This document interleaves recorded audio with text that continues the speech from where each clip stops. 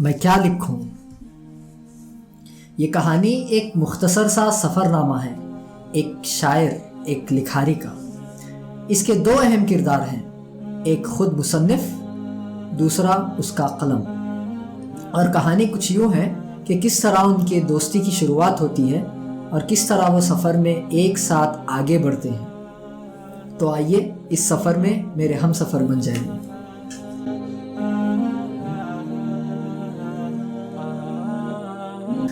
ایک ننھا سا لڑکا، بڑی بڑی آنکھیں، رنگ سانولا سا، کچھ ڈرا ہوا اور کچھ شوق سے لبریز، پہلی مرتبہ اپنے امی ابا سے اتنی دور کلاس کے ایک کونے میں الگ تھلگ بیٹھا ہوا تھا۔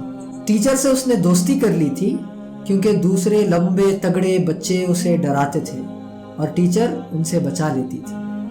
اس کے زیادہ کچھ دوست نہیں تھے۔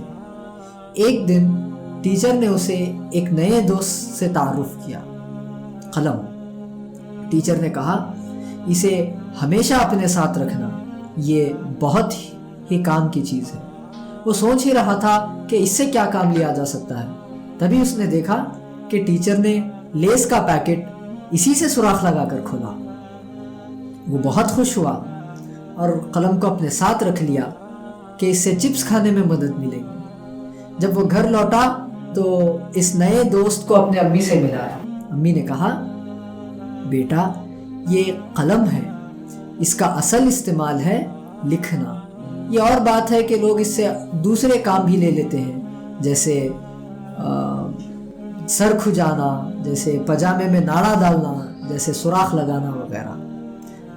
اور اس کے امی نے اسے لکھنا سکھایا۔ دوسرے دن ٹیچر نے بھی اسے یہی استعمال سکھایا۔ اس کے کچھ سمجھ نہ آیا کہ یہ لکھنا کیا بلا ہوتی ہے۔ اس نے قلم سے ہی پوچھ لیا، دوست یہ کہتے ہیں کہ میں لکھوں، تم ہی بتاؤ میں کیا لکھوں؟ دوست نے کہا، جو تمہیں اچھا لگے لکھ ڈالو۔ تمہیں سیب پسند ہے تو سیب لکھو۔ تم بریک کے دوران جھولے میں جھولنا چاہتے ہو اور یہ لمبے تگڑے بچے تمہیں جھولنے نہیں دیتے، تو تم اپنا گارڈن لکھو اور اس میں ہم بے حساب جھولیں گے۔ اسے یہ بہت اچھا لگنے لگا۔ ایک قلم کو لے کر ایک تختی پر کچھ لکیریں اتارنا اور جس دنیا میں چاہے اس تصوراتی دنیا میں پہنچ جانا، اس میں اسے بہت مزہ آنے لگا۔ یوں ان کے دوستی کی شروعات ہوئی۔ دونوں ایک ساتھ بڑے ہوئے، ایک ساتھ کھاتے پیتے کھیلتے اور ایک ساتھ زندگی کے سفر پر چلتے گئے۔ وہ قلم کے نئے نئے طریقے سیکھنے لگا، وہ اتارنے لگا۔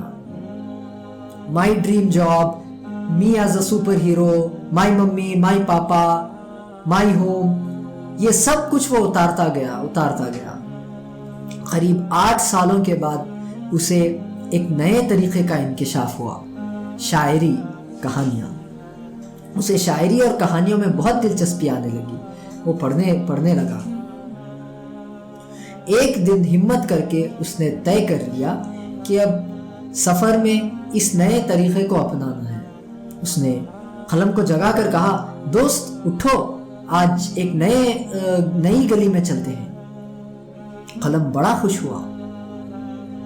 لڑکے نے تمام تیاری کر لی تھی پر اسے پتا نہیں تھا کہ یہ موڑ کہاں سے لینی ہے، تو اس نے قلم سے پوچھا، میں کیا لکھوں؟ قلم نے کہا، تم دوستی لکھو۔ چنانچہ اس نے دوستی سے ہی شروعات کی اور چند جملوں میں اپنی بات اس نئے انداز سے لکھنے کی کوشش کی جسے وہ شاعری کہتا تھا۔ اسے یہ طریقہ بہت جوچنے لگا اور اس نے اس موڑ کو اپنا لیا۔ کچھ دور چلنے کے بعد اس نے قلم سے پھر پوچھا، میں کیا لکھوں؟ قلم نے کہا، تم جو تمہیں اچھا لگے لکھو۔ تم آسمان اور زمین کی خلقت دیکھ کر حیران ہو تو آسمان اور زمین لکھو۔ تم چاند اور سورج کو دیکھ کر آنکھیں پھاڑتے ہو تو چاند اور سورج لکھو۔ تم کسی کی موت کو دیکھ کر گھبرا جاتے ہو تو موت لکھو۔ وہ لکھتا گیا اور لکھتا گیا اور لکھتا گیا. کبھی کبھار اس کے لکھنے کی کچھ وجہ ہوتی تھی، اکثر بے وجہ ہی لکھتا گیا. اسی انداز میں وہ اپنے سفر کو اور آگے بڑھاتے گئے. وہ اور بڑے ہوئے اور زندگی کو کچھ اور قریب سے دیکھنے اور سمجھنے لگے. وہ جاننے لگا کہ خواب کیا ہوتے ہیں، ارمان کیا ہوتے ہیں، حسرتیں کیا ہوتی ہیں. اس نے قلم سے پوچھا، میں کیا لکھوں؟ قلم نے کہا، تم خواب لکھو، تم ان کی تعمیر کے طریقے لکھو، تم خواہشات لکھو اور ان میں مست مگن جھومو، تم آرزوئیں لکھو، تم حسرتیں لکھو، ان آرزوؤں کے حصول کی جستجوئیں لکھو، تم ان کے داستانیں لکھو. تم وہ آکاش لکھو جہاں تمہاری پرواز کسی پنجرے میں قید بادلوں کی دہائی نہ کر رہا ہو. تم وہ زمین لکھو جس کی وسعتیں تمہاری پر پھیلانے سے کم پڑ جائیں. تم پیار لکھو،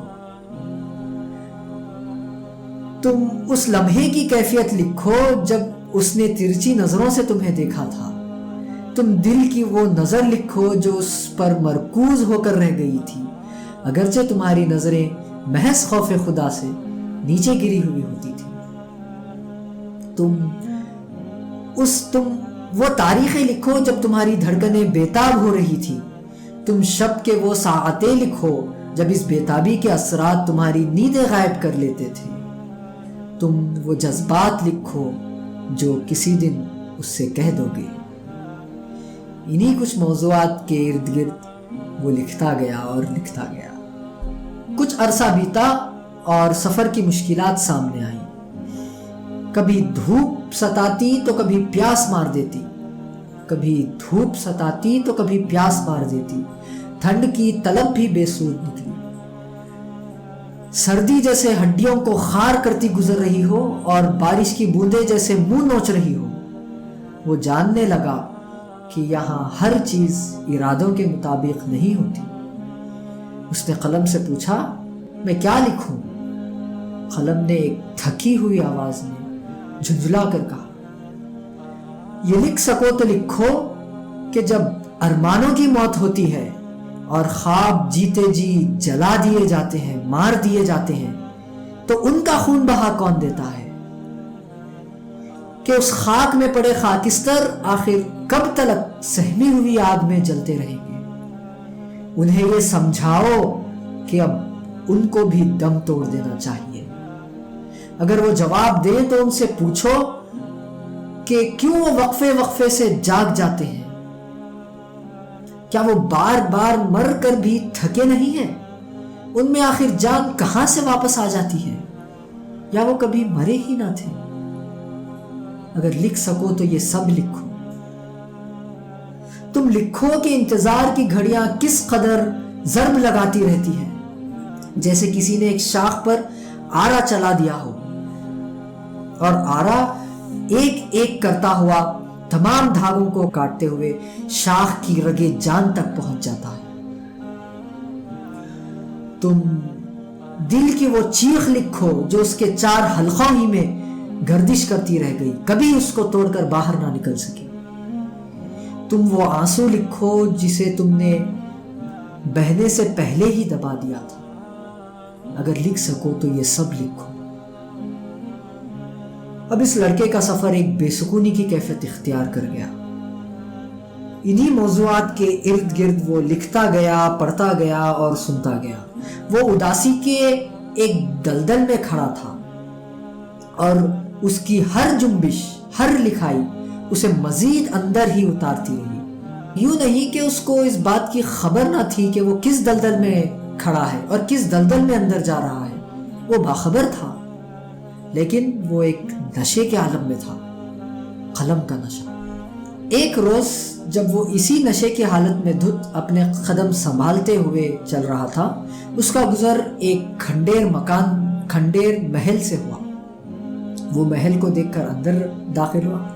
یوں معلوم ہوتا تھا کہ یہ محل ایک زمانے میں بہت ہی عالیشان ایوان واقع ہوئی ہے. اس محل کے ایک کونے میں ایک انتہائی نایاب قلم بہت ہی لاچارگی کی حالت میں پڑا ہوا تھا۔ وہ قلم کے قریب گیا اور اسے پوچھا، بھائی تمہارا مالک کہاں ہے؟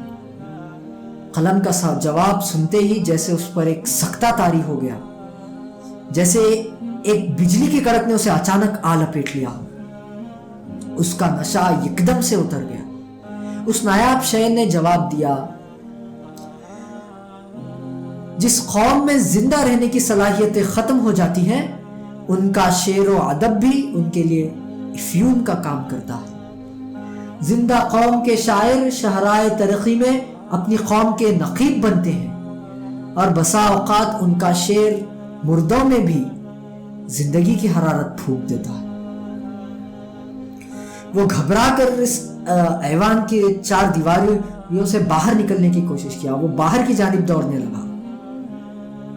آخرکار وہ اس کھنڈیر محل کے باہر نکلا اور کچھ دیر سکتے میں رہا۔ پھر اس نے اطمینان کی سانس لی، پھر اپنی قلم سے دریافت کیا، دوست میں کیا لکھوں؟ قلم نے ایک طنزیہ ہنسی لیتے ہوئے کہا، تم سوال کرتے ہو کہ کیا لکھوں؟ میں واقعی تمہیں بتاؤں کہ تم کیا لکھو؟ نہیں، تم کبھی نہیں لکھ سکو گے۔ وہ جھٹ جواب دیا، نہیں بتاؤ، میں ضرور لکھوں گا۔ قلم نے کہا، تم سچ لکھو، چاہے تمہارے کسی عزیز دوست یا رشتہ دار ہی کے خلاف کیوں نہ ہو جائے، تم سچ لکھو۔ تم سفر کی مشکلات سے پریشان ہو، اتنے میں ہی تھک گئے، کیا تمہیں دکھائی نہیں دیتا؟ اپنے ارد گرد مسافروں کو دیکھو کہ وہ کن حالات سے جوجھ رہے ہیں، اور تم درد نہیں علاج لکھو۔ تم ایسے بے دل لوگوں کو دیکھو جن کے پاس زندہ رہنے کی اب کوئی وجہ باقی نہ رہ گئی ہو، اور تم ان کے مردہ دلوں کے لیے آب حیات لکھو۔ کیا کہا؟ دل بوجھل ہے، غم زدہ ہو، غم لکھنا چاہتے ہو، غم ہی لکھو۔ غم زدہ ہو، غم لکھنا چاہتے ہو، غم ہی لکھو۔ سناؤ تو خوشی لکھو۔ غم اپنے لیے خاص رکھو، خوشی سب کے لیے لکھو۔ تمہیں اندازہ ہے کہ کتنے لوگوں تک تمہاری آواز پہنچتی ہے، کتنے لوگ تمہارے کلام پر داد دیتے ہیں، تو تم مظلوم کی آواز لکھو۔ وہ جن کی چیخیں بھی کسی کے کان کے پردوں کو ذرہ ہی نہ تھرتھراتی ہو، تم ان کی آواز لکھو، تم ان کی پکار لکھو۔ تم تفریق لکھو، حق کو باطل سے جدا کرو اور ان کے درمیان کی لکیر لکھو۔ تم اس قدر واضح کرو کہ لوگوں کو باطل کے شائبے سے بھی گھن آنے لگے۔ لڑکے نے بات کاٹتے ہوئے سوال کیا، دوست یہ تو سخت مشقت کے کام ہیں۔ اگر میں اس موڑ پر چلوں گا تو مجھے ڈر ہے کہ یہ لوگ تمہیں مجھ سے چھین لیں گے، میرا قلم توڑ دیں گے۔ قلم یہ کہہ کر خاموش ہو گیا۔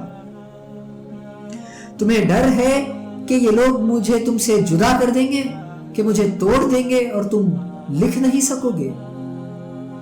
مجھے توڑ دیا جائے تو کیا، اپنے جگر چاک کر لہو سے لکھو، کیونکہ تمہیں لکھنا آتا ہے، کیونکہ تمہیں لکھنا آتا ہے۔ اس کا سفر جیسے تھم سا گیا۔ اس بے مقصد بے وجہ سفر کو مزید طول دینے سے وہ رک گیا۔ اب وہ کم ہی لکھتا ہے، لیکن جب بھی لکھے گا ضرور قیامتیں اٹھائے گا۔ شکریہ۔